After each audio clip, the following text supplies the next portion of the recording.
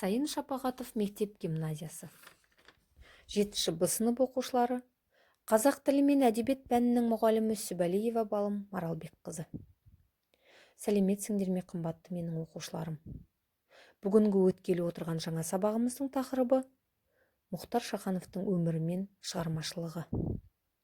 Сабақта қол жеткізетін мақсатымыз ел үшін қызмет еткен ақын ағамыз Мұхтар Шахановтың өмірімен танысу.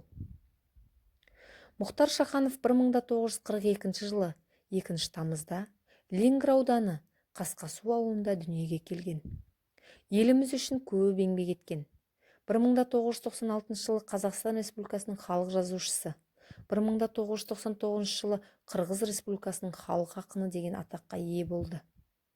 1961-1965 жылдары Шымкент педагогикалық институтында білім алды. Оқу бітірген соң Оңтүстік Қазақстан Лениншіл жас газеттерінде жұмыс жасаса және оларға қосымша отандық радио-телевизияларда қызмет жасады.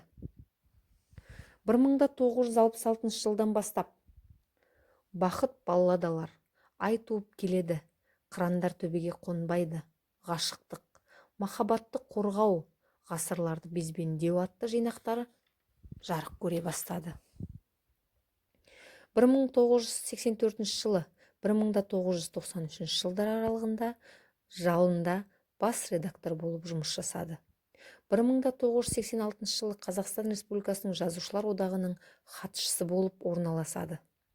2004-2007 жылдарында Қазақстан Республикасының мәжіліс депутаты болғанға дейін Қазақстан Республикасының Қырғыз Республикасындағы төтенше және өкілетті елшісі болып қызмет атқарады. Ақын тек қана өлең жазбай, драматургия саласына да үлес қосқан.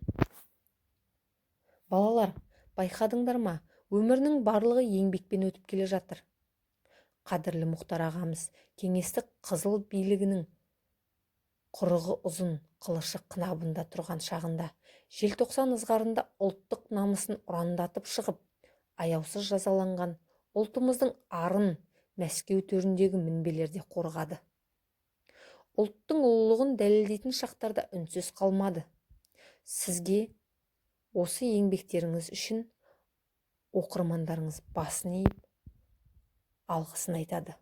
Балалар, ақындығымен қоса қайсарлығы, қайратты ержүректілігі, яғни мінбелерге тайсалмай шығып, ойын мүдірместен жеткізетін ақын ағамыз қазақтың біртуар азаматтарының бірі Мұхтар Шаханов. Балалар, Мұхтар Шахановтың, яғни ақын ағамыздың, қайсар ержүрек ағамыздың өмірбаянынан алған ақпараттарын түсінікті деп ойлаймын. Олай болса үйге Мұхтар Шахановтың өмірбаянынан оқып, түсініктеріңді мазмұндап айтасыңдар балалар. Ал енді қазір Мұхтар Шахановтың өміріне кішкене тоқталып, ой бөліс жасаймыз балалар. Ал келесі кездескенше сау саламатта болыңдар. Қазір ойымызды жинақтап, Мұхтар Шаханов ағамыз туралы ой бөлісейік.